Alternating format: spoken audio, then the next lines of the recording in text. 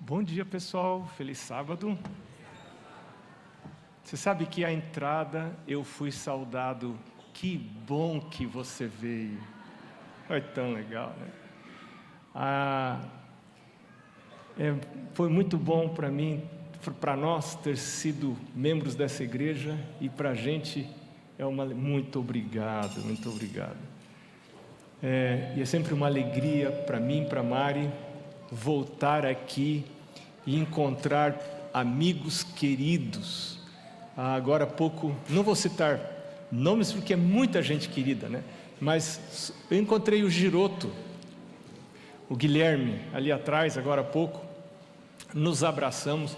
O Guilherme, meu amigo de infância, né? Está ali o Guilherme. Eu me lembro, Guilherme, você se lembra, que nós cavamos um buraco numa encosta para fugir da perseguição. Era um buraco para a gente se esconder na perseguição, né? E cavamos assim, acho que 1,5 metro, 2. Que risco, né? Se aquilo desmorona, tanta história por aí, né? E que bom estar aqui e encontrar você. Eu hoje quero conversar um pouquinho com você sobre uma coisa que me aflige. Nem sempre eu percebo que essa coisa me aflige, que é ansiedade. Eu não sei se você é uma pessoa ansiosa ou não, ou você é uma pessoa ansiosa e não percebe a sua ansiedade, mas às vezes você não percebe, ela se traduz em dor nas costas, problemas de coluna, ou problemas digestivos. Às vezes é uma gastrite que está por aí corroendo você, e você está sofrendo por problemas de ansiedade.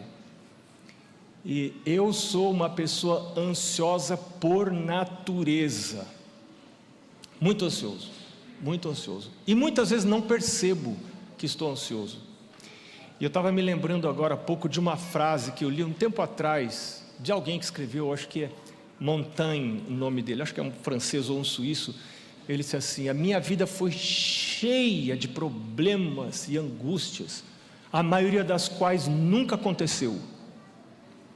Ou seja, você fica gastando energia por coisas que na maioria das vezes nunca vão acontecer, e você deixa de dormir, sofre, fica doente, morre mais cedo por causa disso.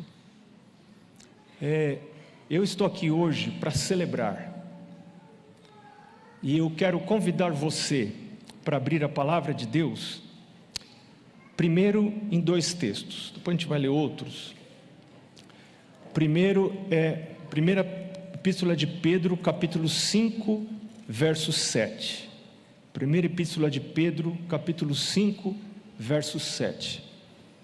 Começando no verso 6, Pedro diz assim: humilhai-vos, pois, sob a poderosa mão de Deus, para que Ele em tempo oportuno vos exalte. E aí o verso 7 ele diz: lançando sobre Ele toda a vossa ansiedade. Por quê? Ele tem cuidado de vós. Só que você não pode lançar sobre Deus uma ansiedade que não é percebida, que não é conhecida. E às vezes nós nos tornamos habituados à ansiedade. Parece que a gente precisa ter aquela dosezinha de adrenalina rodando no sangue, senão a gente não vive. E algumas vezes a gente já nem sabe por que está com aquela adrenalina rodando no sangue. A palavra de Deus diz: aquietai-vos e sabei que eu sou Deus. Aqueles momentos que você acorda mais cedo para ir à presença de Deus, gastar tempo estudando a palavra de Deus, gastar tempo orando, são momentos nos quais o Espírito Santo pode revelar a você a sua ansiedade, para que você possa lançar sobre o Senhor. Segundo texto, Filipenses, capítulo 4, Filipenses capítulo 4, versos 6 e 7, que é uma ordem da palavra de Deus, uma ordem de Deus. Paulo fala, inspirado por Deus: não andeis ansiosos de coisa alguma. É absoluto isso. Não existe razão pela qual eu devo estar ansioso. Não andeis ansiosos de coisa alguma. Em tudo, porém, e aqui vem o segredo para a gente lançar a ansiedade sobre o Senhor. Em tudo, porém, sejam conhecidas diante de Deus as vossas petições. Como que você faz as suas petições serem conhecidas diante de Deus? Sua vida de oração. E aqui entra a necessidade de eu ter um hábito, uma vida de oração regular, habitual, um horário marcado para orar. O que seria da sua vida se você tivesse um horário marcado para orar? Em alguns lugares pelos quais eu viajo, as pessoas têm horário marcado para orar. Esses dias eu estava, final do ano passado, eu estava no Egito, e o pastor que estava me convidando disse assim: a gente vai almoçar num restaurante aqui no centro de Cairo. Nós fomos lá, restaurante, e o restaurante não tinha ninguém para nos atender. E aí o pastor disse assim: espera que daqui a um pouquinho eles vêm atender a gente. E aí quando deu a hora certa, ele disse: vamos lá para a janela para você ver. Aí nós fomos, era no centro da cidade, a rua, gente enfileirada na calçada oposta ao lado que nós estávamos, gente enfileirada, toda a calçada, e aquelas pessoas, chegou a hora, se ajoelharam e oraram. Tem hora para orar. O que seria da sua vida e da minha vida se eu tivesse uma hora para orar? Davi orava 3 vezes ao dia, pela manhã, ao meio-dia e à tarde. Daniel orava 3 vezes ao dia, pela manhã, meio-dia e à tarde. Paulo diz aqui: não ande ansioso você de coisa alguma, em tudo, porém, sejam conhecidas diante de Deus as vossas petições. Tem gente que fala assim: eu não vou ficar orando toda hora, Deus já sabe de tudo. Expressar, verbalizar a sua oração, a sua ansiedade é muito importante.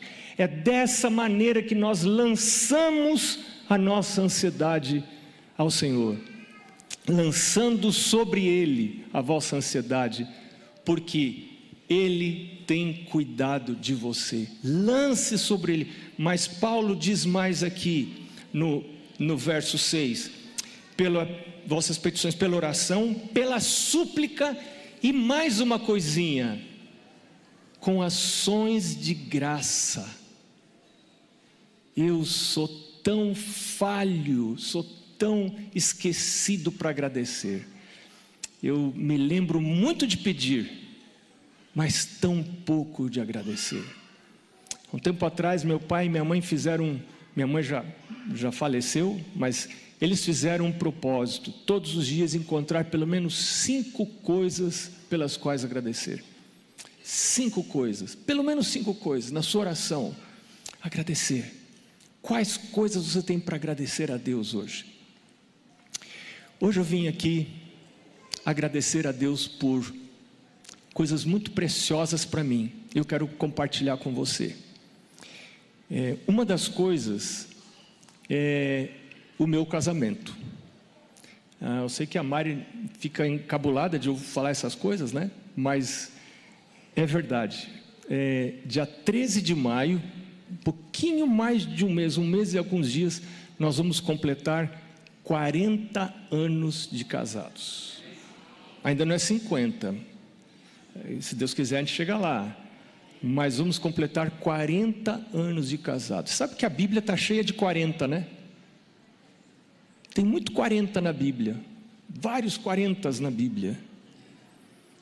E um desses 40 se encontra no livro de Deuteronômio capítulo 8. Que coisa impressionante, tem tudo a ver com essa nossa jornada como um casal, 40 anos. Casamos no dia 13 de maio de 1986. Gente do céu, faz muito tempo, né? Deus é tão misericordioso da vida para a gente, né? Não pareço, fala a verdade, né? Não parece, né? Fala a verdade. Olha, fala a verdade, hein? Deuteronômio capítulo 8. Deuteronômio capítulo 8. Aqui tem um dos 40 que aparecem na Bíblia. Verso 2 diz assim: recordar-te-ás de todo o caminho pelo qual o Senhor teu Deus te guiou no deserto estes 40 anos, para te humilhar, te provar, para saber o que estava no teu coração, se guardarias ou não os seus mandamentos. Você já passou, está passando ou vai passar pelo deserto? Meu pai dizia sempre: todo mundo tem o seu deserto. Pode ser que você agora esteja passando por um período de deserto. Todo mundo tem o seu deserto. E por que o deserto aparece? Olha o verso 3.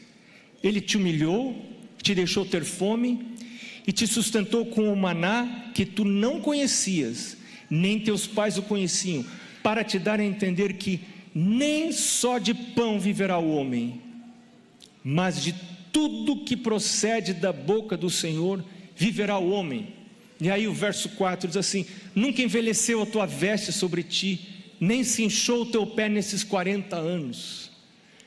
Eu não sei, pode ser que tenha alguém aqui recém-casado, ou vai casar nos próximos meses, cheio de dúvidas, ansiedades, preocupações. Como é que eu vou fazer? Eu me lembro disso, né? Eu querendo casar com a Mari, não tinha certeza se ia ter trabalho, como que eu ia sustentar. Tira a menina da casa do pai dela. Na casa do pai dela tem comida, tem tudo. Aí você tira a menina da casa do pai dela, a menina vem passar fome na sua casa. Que coisa dura isso. Eu morria de medo disso, né? E eu quero falar para você: confia no Senhor. Confia no Senhor. Entrega o teu caminho ao Senhor.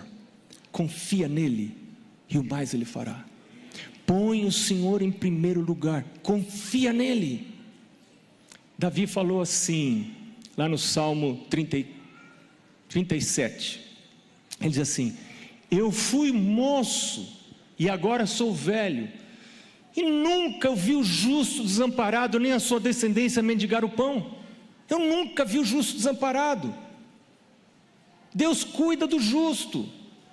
Deus não promete que você não vai perder o emprego. O que Deus promete é que vai sustentar você.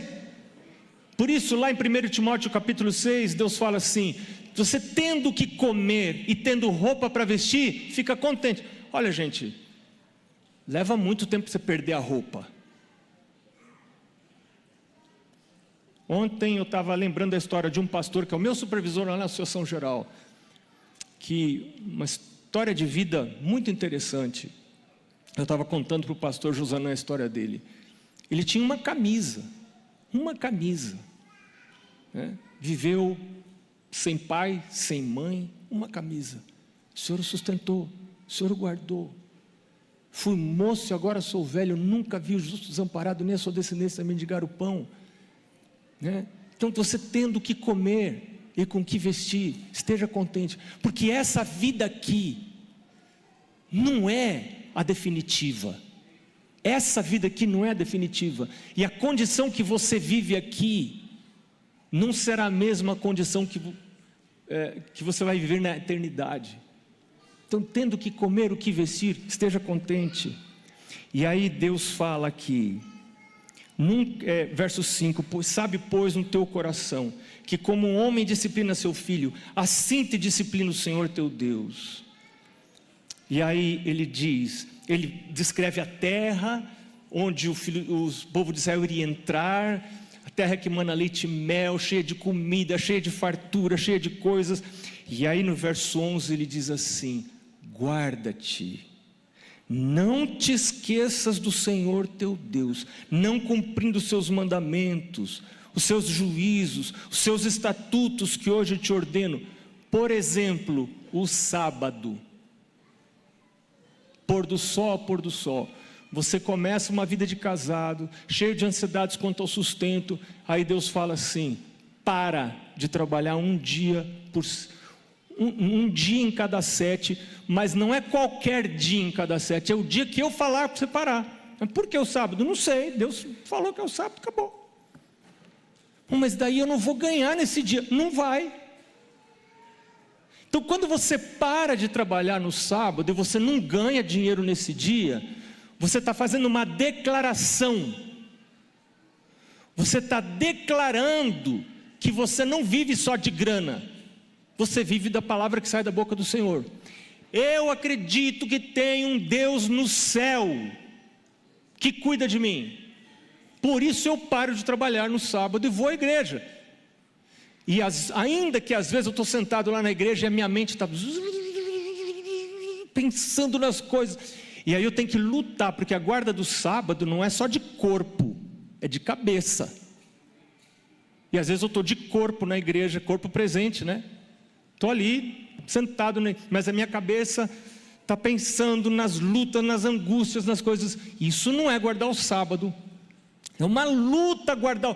Para você guardar o sábado de verdade mesmo, isso está descrito lá no livro de Hebreus, que fala que o povo não entrou no descanso por causa da incredulidade. O descanso do sábado é você jogar completamente para Deus a sua ansiedade. Domingo você pega de novo, mas sábado você larga a ansiedade. Mas não é uma coisa simples. Você tem que vir à casa de Deus, você tem que se ajoelhar na casa de Deus, você tem que orar: Deus, me ajuda a entrar no descanso que o Senhor prometeu para o sábado. Me ajuda, Deus. Eu quero aprender a viver pela fé. O justo viverá pela fé. Tem um Deus no céu que cuida de mim. Que coisa maravilhosa. Então não se esqueça do Senhor. Verso 12: para não suceder que depois de teres comido estiveres farto, depois de haver edificado boas casas e morado nelas. Deus não é contra você morar em boas casas. Tanto é que lá onde a gente vai, vão ter boas casas. Deus não é contra boas casas, mas cuidado para não acontecer. Verso 13: depois de se multiplicarem os teus gados, os teus rebanhos, e aumentar a tua prata e o teu ouro, e ser abundante tudo que tens, aconteça o que com você? Você fica tonto, você fica bobo. E aí o verso 14 fala assim: o seu coração se eleva, e você acha que você conseguiu aquelas coisas, porque você é um cara super esperto, inteligente, e você começa a se achar. Você está entendendo? Deus abençoa você, Deus dá bênçãos para você, e aí você esquece de quem deu e começa a se achar. E aí esse capítulo 8 aqui de Deuteronômio, para mim é fantástico. Ele diz assim: se eleve o teu coração e se te esqueças do Senhor teu Deus, que te tirou da... Lembra de onde você saiu, lembra como você era, lembra como você estava quando você estava para casar, e que te conduziu, verso 15, por aquele grande e terrível deserto de serpentes abrasadoras. Eu vou contar para você uma história daqui a pouquinho, desse deserto, parte desse deserto que nós passamos, onde não havia água, secura, escorpiões, fez sair água da pederneira. Deus ainda é o Deus que faz sair água da rocha, que no deserto te sustentou com maná que teus pais não conheciam. Para quê? Para te humilhar, para te provar e afinal te fazer bem. Não digas, pois, no teu coração, verso 17: a minha força e o poder do meu braço me adquiriram todas estas riquezas. Antes te lembrarás do Senhor teu Deus, porque é Ele que te dá força, sabedoria, conhecimento, para adquirires riquezas, para confirmar a sua aliança, que sob juramento prometeu a teus pais, como hoje se vê. Que Deus maravilhoso! Meu Deus, me ajuda a não esquecer do Senhor. Hoje eu quero falar para você, não só da guarda do sábado, mas de uma outra disciplina espiritual, que me ajuda demais, me humilha demais, me humilha, é muito humilhante, ela me humilha demais, porque fala aqui, né, o Senhor te humilhou, né, para saber se você obedeceria os seus mandamentos, né? Quando eu tinha mais ou menos 11 anos, por aí, eu estava numa igreja, era uma igreja mais ou menos do tamanho dessa igreja, lá em São Paulo, a igreja de hoje do NASP Campus 1, e tinha um pastor chamado pastor Josino Campos. Eu, como qualquer menino, estava ali assim, sentado na igreja, escutando o sermão do sábado, e o sermão era sobre mordomia cristã. Você imagina o que era o assunto do sermão? E o pastor começou a falar do plano de Deus, de dízimos e ofertas. Mas uma coisa me chamou a atenção no sermão daquele pastor. Foi quando ele leu Malaquias capítulo 3. Quando o povo, lembra assim, nós não vamos ler lá agora, só citando você vai lembrar de memória. Lá em Malaquias capítulo 3, Deus fala assim: vocês foram infiéis, voltem-se para mim. Aí o povo pergunta: em que nós devemos voltar para o Senhor? Deus fala assim: vocês estão me roubando. Aí o povo pergunta para Deus: em que a gente te rouba? E agora que vem a coisa diferente que eu nunca tinha ouvido. O pastor disse: Deus responde aqui nos dízimos e nas ofertas. Aí o pastor disse assim: a gente só começa realmente a dar algo depois que a gente devolve o dízimo, porque no dízimo você não tem escolha nenhuma. Deus fala: dízimo é dízimo, a palavra dízimo significa 10%, você obedecer ou não obedecer. Agora na oferta não, a oferta é muito mais difícil, porque você tem que escolher quanto, a porcentagem, a proporção. Deus não fala qual a porcentagem você deve entregar como oferta.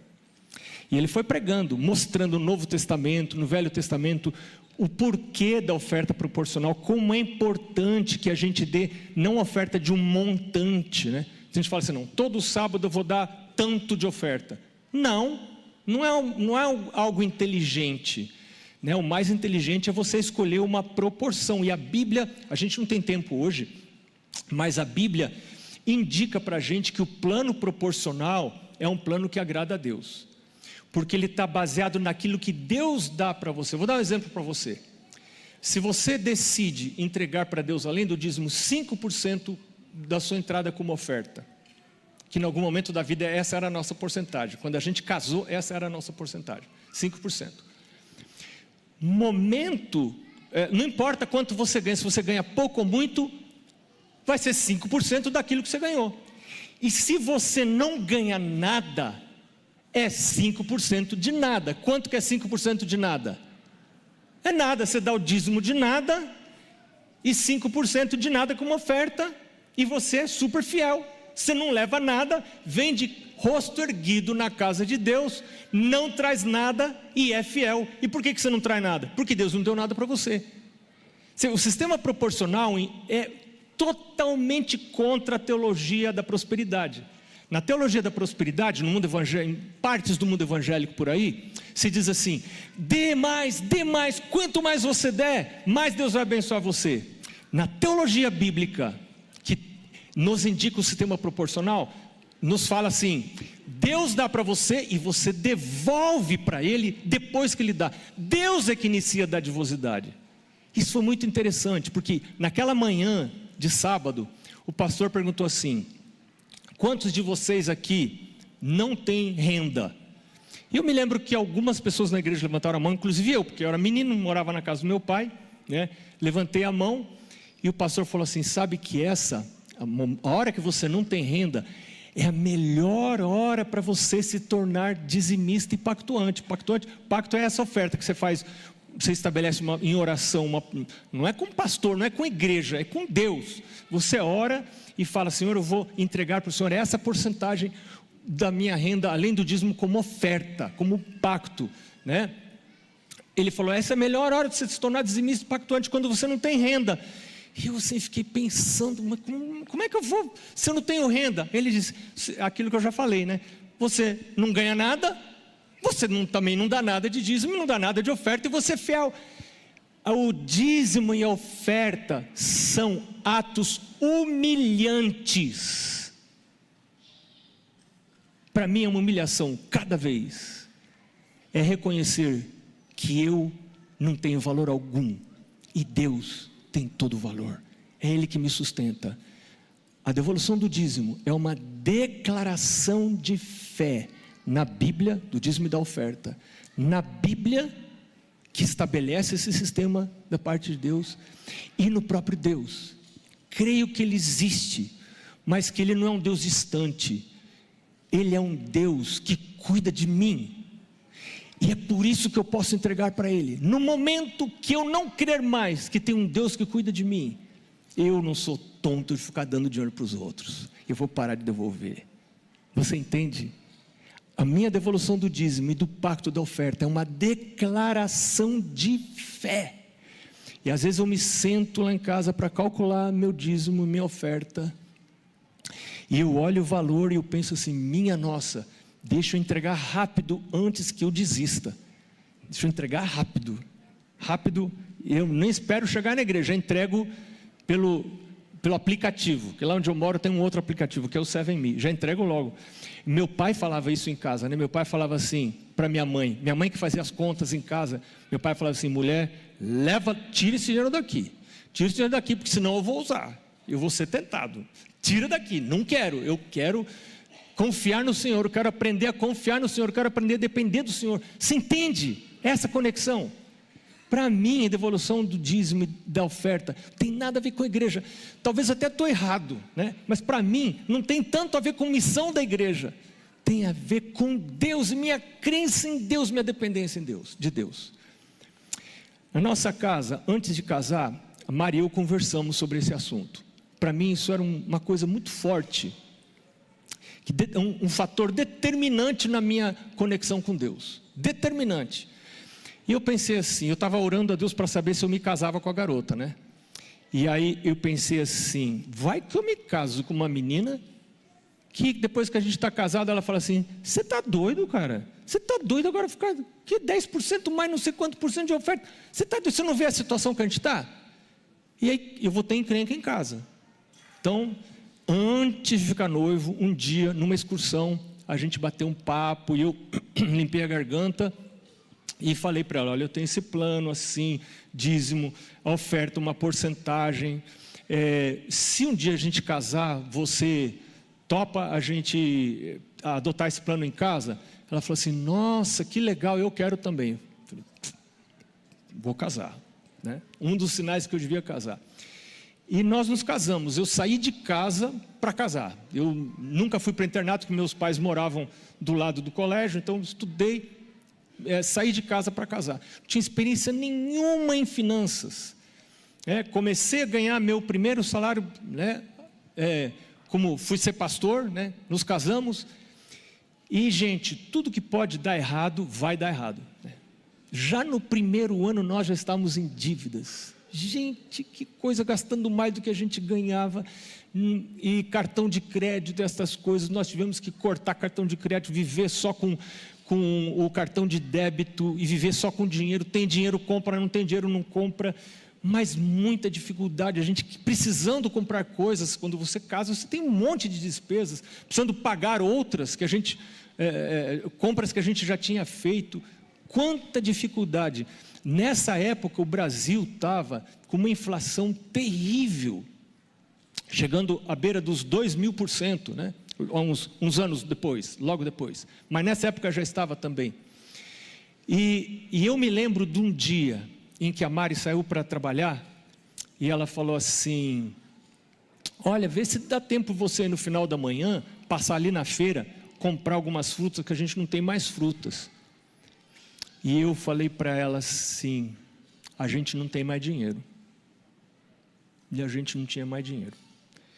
E faltavam ainda 2 semanas para vir o próximo salário. Meu carrinho, um Fiat 147 azul, tinha fundido o motor, e a grana foi toda para pagar e ainda teve um mecânico muito bondoso da igreja que falou assim: pastor, fica tranquilo, eu vou fazendo aqui, depois você me paga conforme dá. Agora você imagina, o pastor não vai pagar, pastor caloteiro, sem condição, né? Então vou ter que pagar, não tem jeito, vou ter que pagar. E aí a gente não tinha, mas não é assim que não tinha dinheiro, mas não tinha zero na conta corrente, zero poupança, zero na carteira, zero em casa, zero. Aí a Mari saiu e eu pensei, quais são as minhas opções? Para mim, pedir dinheiro para o pai não era opção. O meu pai tinha dito assim, antes de eu casar: filho, você quer que um dia seu sogro mande na sua casa? Falei, claro que não, né? Claro que não. Falou, então nunca peça dinheiro para o seu sogro. E eu me lembro assim, que na hora eu pensei assim, então também não vou pedir dinheiro para o senhor. Não falei, né? Mas eu pensei, então também não vou pedir dinheiro para o senhor. Porque aí meu pai citou aquele verso da Bíblia que Salomão fala assim: aquele que pede emprestado é servo do que empresta. Não peça dinheiro emprestado, viva com seu dinheiro, brinque com seus brinquedos. Minha mãe ensinou isso, né? Eu não podia trazer caminhãozinho dos meus amigos para casa. Você quer brincar com o caminhãozinho do seu amigo? É lá na casa dele. Aqui na sua casa você brinca com seus brinquedos. Lição de vida. Vive com o seu dinheiro, não vive com o dinheiro dos outros. Ah, mas acabou. Pai nosso. Quem quer ser o pai agora que você casou? Quem quer ser o pai agora? Agora está lá em cima. Pai nosso que estás nos céus, santificado seja o teu nome, venha a nós o teu reino, seja feita a tua vontade, assim na terra como no céu. O pão nosso de cada dia nos dá hoje. Para quem que eu vou pedir agora? Não, o pai aqui da terra, depois que eu caso, é só para ir lá dar um abraço, dar um beijo, né? Lá abraço, um beijo na mãe, comer a comida da mãe e tal. Acabou. Você vive sua vida, eles têm cuidado da aposentadoria deles. Você está entendendo? Agora você tem um Deus no céu. Você dobra o joelho e fala com Ele. E eu me lembro que aquela manhã eu não consegui estudar direito. E eu dobrei o joelho ali do lado da escrivaninha e falei: Senhor, agora eu quero ver se tem um Deus no céu ou não. Nós estamos devolvendo o dízimo e a oferta percentual, proporcional, como o Senhor falou para a gente fazer. Eu agora estou nessa situação. Eu não tenho dinheiro. A gente tinha assim, tinha arroz, feijão, essas coisas em casa, mas não tinha pão, não tinha leite. Naquele tempo a gente usava bastante leite. E não tinha verduras, não tinha frutas, né, que a gente usa bastante também. E aí eu levantei da oração, fiz como Paulo fala aqui em Filipenses, lançando sobre, não andeis ansiosos em coisa alguma, em tudo porém sejam conhecidas diante de Deus as vossas petições, pela oração com súplica e com ações de graça. Ações de graça, agradeça a Deus, o agradecimento espanta a sua ansiedade. E eu me lembro que eu levantei dali da oração e fui para o guarda-roupa. Fazer o que no guarda-roupa? Coisa de pobre, coisa de pobre. O que pobre faz no guarda-roupa? Abre e vai enfia a mão nos bolsos para ver o quê? Por acaso, né? Por acaso eu tinha esquecido algum dinheiro no bolso. Lá fui eu, enfiar a mão em bolso. Todos os bolsos que tinha lá no guarda-roupa eu pus a mão. E não é, criatura, não é que eu encontro um dinheirinho lá dentro do bolso. Mas era um dinheirinho pouco, porque dava assim, olha, aí eu fui feliz da vida para a feira, era fim de feira já era passado meio-dia, e aí o povo já tinha baixado o preço muito, e eu voltei para casa com uma dúzia de laranja, não vou esquecer disso, uma dúzia de laranja, uma dúzia de bananas e 3 abobrinhas, que era a única coisa que o restinho do dinheiro para comprar era 3 abobrinhas. Aí eu comprei, que você sabe que pobre não tem gosto, né? É comida? É. Vem. O pobre metido aí, passa o favor, né? Não, isso eu não gosto, não. Você não entendeu o que é ser pobre. E aí eu trouxe aquilo para casa, e a Mari não tinha chegado. A Mari tinha ido dar aula, ela era professora na escola adventista. Aí eu pensei, eu vou agora dar comida para as minhas galinhas. Tinha milho. Fui lá, peguei um pouco de milho, fui lá para dar para minhas galinhas. E era um terreno comunitário, no fundo de várias casas tinha um terreno que era dos obreiros, assim, né? Vários pastores moravam ali, os fundos davam para aquele terreno. Eu tinha o meu galinheirinho, que eu tinha trazido da minha casa, que era mais umas galinhas ornamentais, assim, né? Muito bonitinhas. E tinha um vizinho, o pastor Marenos Schmidt, talvez alguns de vocês conheçam. A sogra dele tinha uma horta, coisa mais linda, eles são de Santa Catarina, assim, aquela horta perfeita, com couve, com alface, com tudo. Aí eu passei por ali, assim, com aquele olho gordo para a horta deles, né? Aí ela estava ali, cuidando da horta, falou assim, pastor, você gosta de alface? Falei, irmã, claro que eu gosto. Aí ela falou, pastor, então ajuda a gente aqui, porque deu tanto alface, a gente não está dando conta de comer alface. Falei, irmã, ajudar é comigo mesmo. Pode? Ela falou, então peraí que eu vou lá buscar uma sacola. Ela foi lá, buscou uma sacola, botou um monte de pé de alface, cortou couve, colocou um monte de couve. Aí eu ia pular o muro para voltar para minha casa. Olha, eu conto essas coisas, parece história inventada. Porque eu ouvi um barulho na folha seca, lá do outro lado do terreno. Aí eu olhei e tinha um abacateiro cheio de abacate. Era do pastor Lauro Grellman, que era colega do meu pai. E o pastor Lauro tinha falado para mim assim, Marcos, olha, eu já não estou subindo mais em árvore, mas se um dia você quiser abacate, vem aqui, você colhe os abacates e a gente faz meio a meio, fica metade para você, metade para mim. E quando eu vi o barulho do abacate caindo na folha, pensei, é hoje que eu vou apanhar abacate para o pastor Lauro. Aí dei a volta na quadra, fui lá, bati na casa dele, falei, pastor, já vim com a sacola, né? Uma sacola. Pastor, vim aqui apanhar abacate para o senhor. Aí ele deu uma risada, falou, não, pode entrar, tem muito abacate aí. Aí apanhei, sabe aquelas sacolas de feira assim, de antigamente? Cheia de abacate, pesada. Aí eu falei, pastor, agora aqui, pega aqui a metade. Ele falou, que metade? Nada, rapaz, tem tanto aí caindo toda hora, pode levar tudo, pode levar tudo. Quando a Mari chega em casa, gente do céu, aquela sacola de abacate, abobrinha, banana, laranja, alface, couve. Mari falou assim, você não falou que não tinha dinheiro? Falei, eu vou te contar a história. E eu contei para ela a história. E a gente se ajoelhou, a gente não tinha mesa. Sabe onde é que a gente comia? A gente comprou, acho que a gente ganhou um fogão, a gente nem comprou, nós ganhamos o fogão. O fogão veio naquela caixa de papelão grande assim, né? A gente levantou a caixa de papelão e a gente botou aquela caixa do fogão de papelão no meio da cozinha. A Mari pôs uma toalha bonitinha ali por cima, ali era a nossa mesa, só que não podia pôr panela no meio, né? Só podia pôr nos cantos a panela, porque senão afundava. A gente não tinha cadeira, a gente pegava o prato e ia comer lá na cama, lá no quarto, sentado na cama, né? E a gente se ajoelhou ali, na frente daquela mesa, entre aspas, e falamos, Senhor, a gente ouve histórias em carta missionária, a gente ouve tantas coisas de milagres, nós estamos vivendo um milagre hoje. Estamos vivendo um milagre hoje. Essa, eu acho que foi a nossa primeira história, nós temos como família, mas ela não terminou. A Mari falou assim, esse tanto de abacate que tem aqui, a gente nunca vai conseguir comer tudo isso aqui. Você vai ter que dar, nem essa alface, nem a couve, você vai ter que dar. Meus pais moravam, quem sabe, uns 3, 4 quilômetros da nossa casa. Distância segura, assim, para sogra e sogra, né? Distância.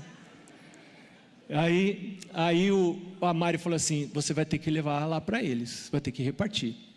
Então, quando eu saí para as visitas naquela tarde, eu levei numa sacola couve, alface e um monte de abacate. Era mais ou menos umas 9h30, quando eu passei na casa da minha mãe. quando cheguei perto da porta, tinha um cheiro de pão assado. Eu abri a porta, minha mãe falou assim: eu estava falando para o teu pai levar lá na tua casa, eu fiz pão para vocês. Eu também peguei leite das vacas do colégio lá, que era um leite tipo A. Eu peguei leite para vocês, tem aqui, e teu pai não quis levar. Que bom que você veio aqui. Você vai levar pão e leite, 2 pães integrais e 3 litros de leite. Eu entreguei o que tinha que entregar para eles. Entrei no meu carrinho e eu parei lá no final da quadra, porque eu não conseguia mais dirigir.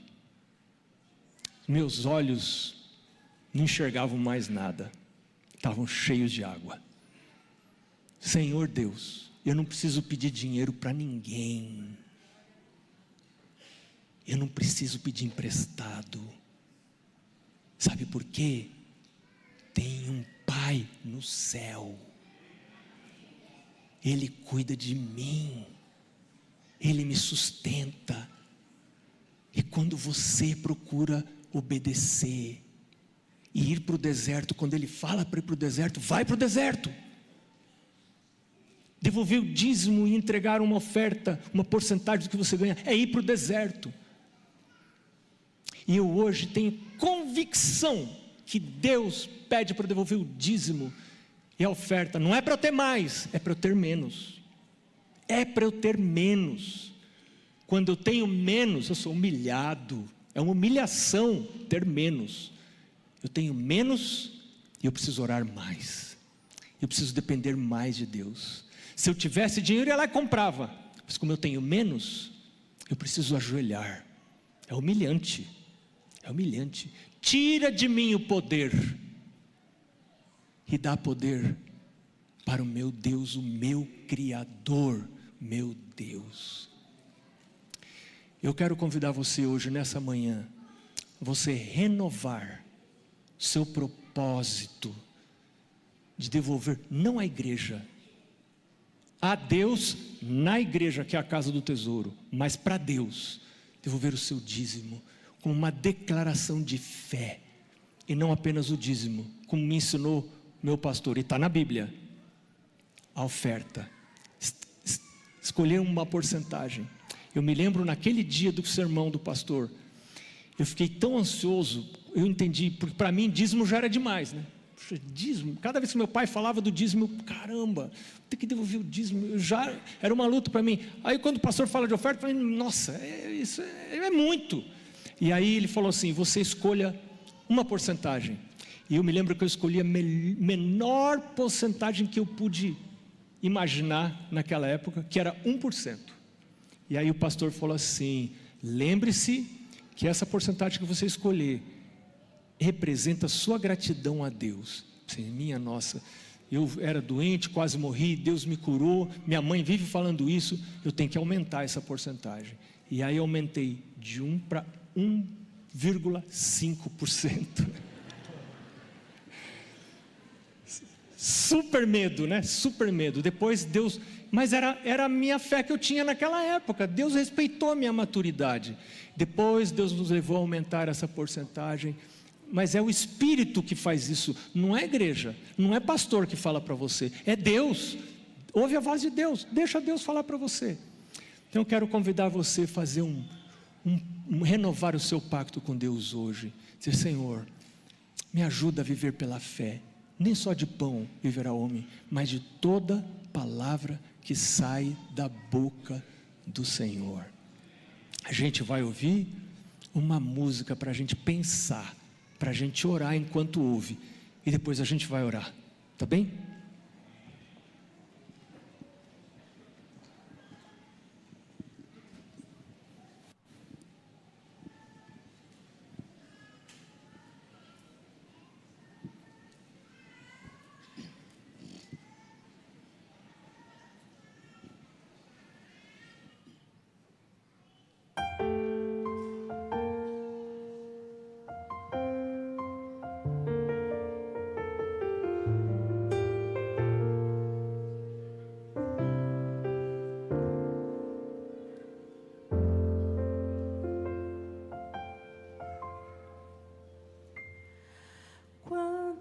Às vezes te magoei, Senhor, feri teu coração, te neguei perante o mundo, desprezei a tua cruz. Mesmo assim, eu posso crer no perdão ao ouvir tua voz a dizer: vinde a mim. Eu nunca mudei. Como um pai, eu sempre estou a te esperar. Dos teus erros não me lembro, teus pecados perdoei. Filho, creia em mim, pois me entreguei por ti.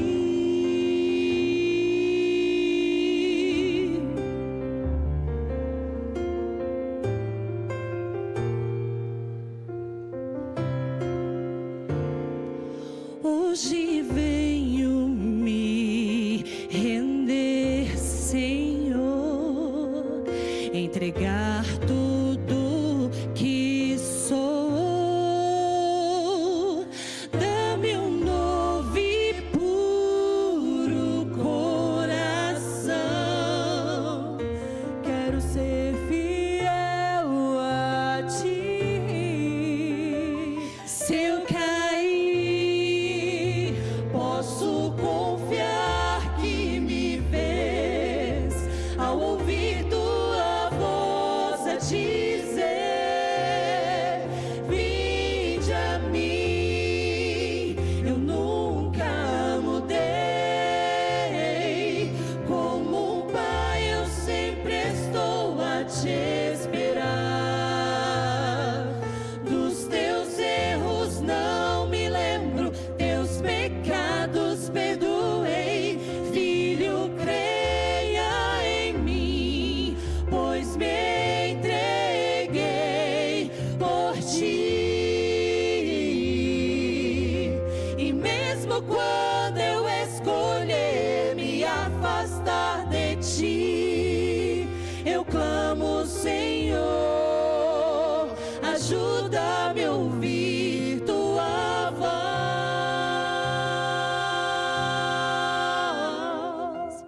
Vinde a mim.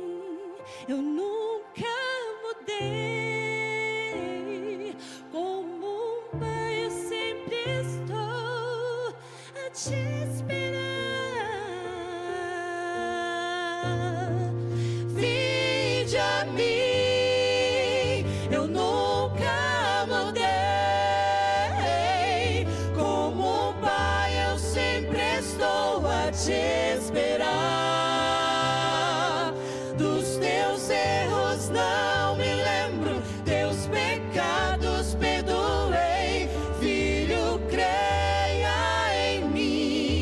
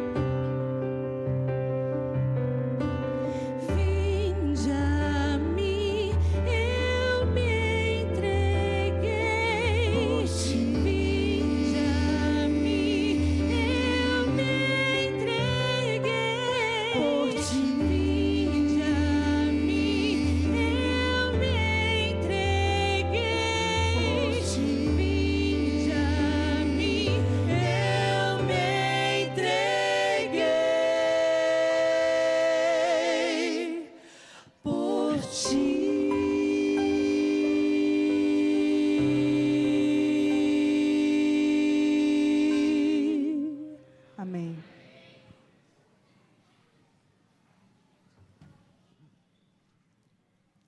Vamos orar?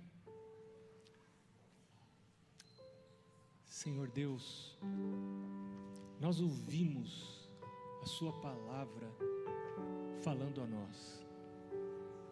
Nós queremos lançar sobre o Senhor toda a nossa ansiedade. Obrigado por esses exercícios de confiança que o Senhor deixou para nós, para exercitar os nossos músculos da fé, da dependência do Senhor. Obrigado pelo sábado, Senhor. Obrigado pela proposta que o Senhor nos faz de devolvermos ao Senhor o dízimo e as ofertas, como um pacto regular, sistemático, para a gente nunca esquecer que o sustento vem do Senhor, não vem da gente, não vem do dinheiro, tem um Deus no céu. Ajuda a gente a entender isso, Senhor. Eu peço a Tua bênção sobre as famílias que estão aqui representadas. Obrigado pelo sustento que o Senhor tem dado a todos nós. Todos estamos aqui hoje, Senhor, porque temos sido sustentados pelo Senhor. Abençoa Teus filhos. Eu te peço isso em nome de Jesus. Amém.